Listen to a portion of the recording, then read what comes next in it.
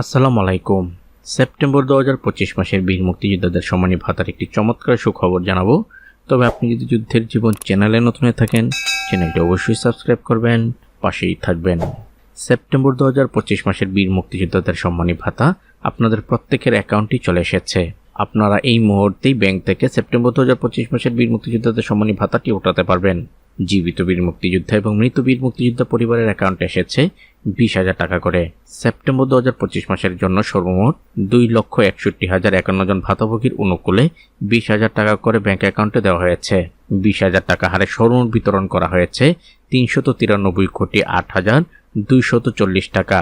চলতি 2025-26 অর্থ বছরের বাজেটে বীর মুক্তিযোদ্ধাদের পূর্ণাঙ্গ তথ্য সম্বলিত ম্যানেজমেন্ট ইনফরমেশন সিস্টেম অর্থাৎ MIS এর ভিত্তিতে গভর্নমেন্ট টু পারসন G2P পদ্ধতিতে ইলেকট্রনিক ফান্ড ট্রান্সফার প্রক্রিয়ার মাধ্যমে সেপ্টেম্বর 2025 মাসের বীর মুক্তিযোদ্ধাদের সম্মানী ভাতা বিতরণ করা হয়। 552টি উপজেলার মধ্যে এই সম্মানী ভাতা বিতরণ করা হয়েছে।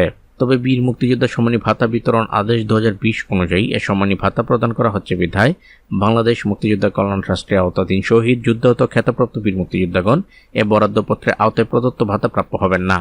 তাদের অ্যাকাউন্টে সেপ্টেম্বর 2025 মাসের বীর মুক্তিযোদ্ধাদের সম্মানী ভাতা দেওয়া হয়নি। অন্য বাজেটে দেওয়া হবে। যখন দেওয়া হবে সাথে সাথে আমি আপনাদের এই চ্যানেলের মাধ্যমে জানিয়ে দেব।